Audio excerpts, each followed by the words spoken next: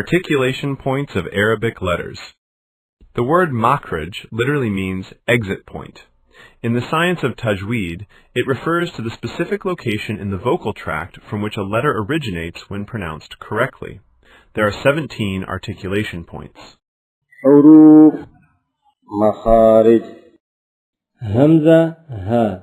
Deepest part of the throat. Ain, ha. Middle part of the throat.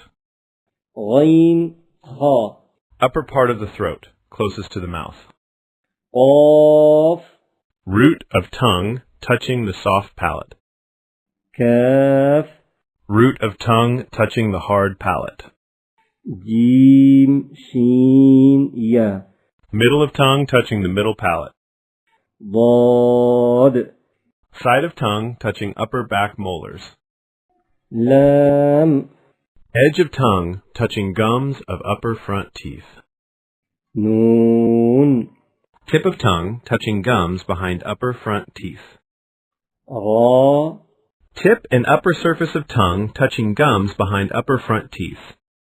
Ta, dal, ta. Tip touching roots of upper two front teeth. Za, zal, sa.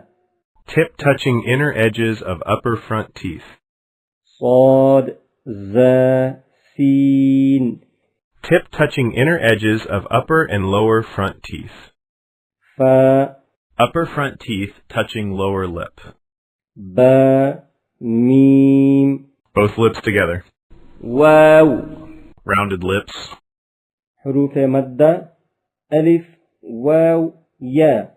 These letters are prolonged sounds that come from the open space of the mouth rather than a specific physical contact point. Nasal passage, al-Khayshum. This is the nasal cavity which produces the sound of gunna, used with certain letters such as Noon, and mim. in specific Tajweed rules. Articulation points of Arabic letters. The word